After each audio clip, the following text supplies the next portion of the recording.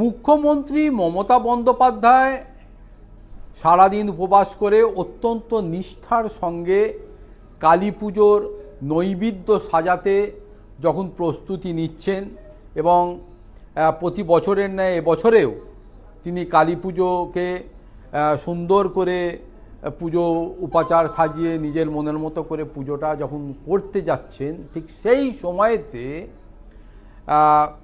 Spokesperson, Trinamool কংগ্রেসের spokesperson Kunal Ghosh, তিনি মুখ্যমন্ত্রী মমতা বন্দ্যোপাধ্যায় এবং অভিষেক বন্দ্যোপাধ্যায়ের রাজনৈতিক ভবিষ্যৎ নিয়ে একটি বক্তব্য রেখেছেন, একটি টুইট করেছেন এবং এই বক্তব্য নিয়ে এবং টুইটকে কেন্দ্র করে একটা রাজনৈতিক মহলে যথেষ্ট চাঞ্চল্য সৃষ্টি হয়েছে।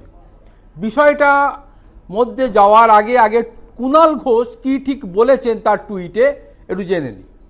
তিনি লিখছেন, জনভিত্তিহীন নাটকবাজ বিরোধী পক্ষ এবং ঈর্ষাকাতর অবসাদগ্রস্ত হতাশ কিছু কুৎসাকারীকে এক নাগরিক হিসেবে বলে রাখি, জ্যোতি বসুর মুখ্যমন্ত্রীতে রেকর্ড ভেঙে দেবেন মমতা বন্দ্যোপাধ্যায়।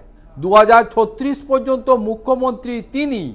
ওই সময়টার আগে পরে থেকে তার আশীর্বাদে অভিষেক বন্দ্যোপাধ্যায়ের মুখ্যমন্ত্রিত্বের শুরু। এর মধ্যে 2029-এ যদি মমতাদি প্রধানমন্ত্রী হন তাহলে আলাদা কথা। বিরোধীরা মিডিয়া, সোশ্যাল মিডিয়াতেই থাকুন, তৃণমূল নবান্নে, সুন্দর বিরোধীরা ফেসবুকে।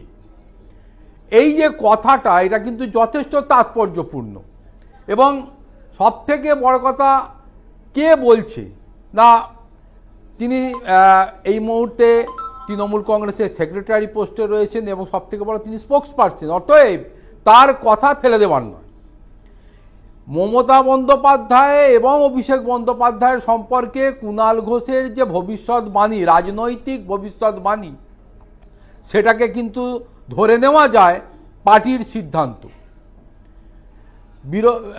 কুণাল ঘোষ বলতে চেয়েছেন যে জ্যোতি বসু যতদিন এই পশ্চিমবঙ্গে মুখ্যমন্ত্রীর পদে ছিলেন, মমতাদি 2036 পর্যন্ত তিনি মুখ্যমন্ত্রী থাকবেন এবং জ্যোতিবাবু সেই রেকর্ডটা ভেঙে যাবে। যদিও পবন চামলিং এবং নবীন পট্টনায়কও এই মানে অনেক দিন ধরেই এই জ্যোতিবাবুর থেকেও বেশি দিন ধরে তারা মুখ্যমন্ত্রী ছিলেন। বিষয়টা হলো যে 2036 সাল কেন? 2036 সালের বদলে 2037ও হতে পারে, 2038 সালও হতে পারে। কেন 2036 সালকে তিনি মেনশন করলেন? পাশাপাশি আবার বলেছেন 2029 সালে যদি মমতা বন্দ্যোপাধ্যায় প্রধানমন্ত্রীর পদে চলে যান বা সেখানে দায়িত্ব সামলাতে, তাহলে সেই সময়কালে অভিষেক বন্দ্যোপাধ্যায় মুখ্যমন্ত্রীর দায়িত্বে আসবেন। হতে পারে মুখ্যমন্ত্রী মমতা বন্দ্যোপাধ্যায় তিনি হতে চাইলেন যে তার আগেতে, অতএব 2029 সালের আগে অভিষেক বন্দ্যোপাধ্যায়কে মুখ্যমন্ত্রী করতে।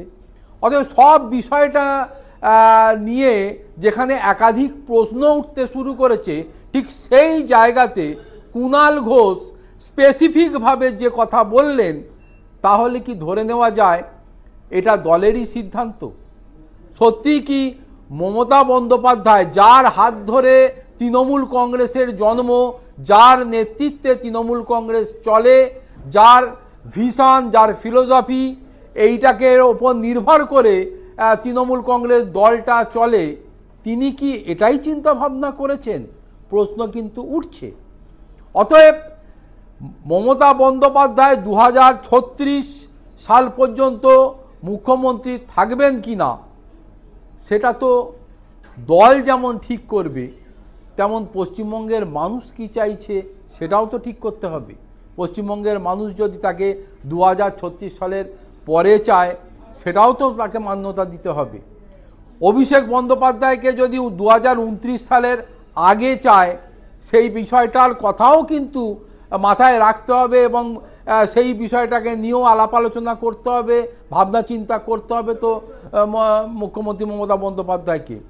তাই রাজনৈতিক মহলে বা তৃণমূল কংগ্রেসের অন্দরে যাই হোক না কেন, রাজ্যের মানুষ মুখ্যমন্ত্রী পদে কাকে দেখতে চায় সেটা কিন্তু সময়ই বলে দেবে বলে মনে করছে রাজনৈতিক মহল।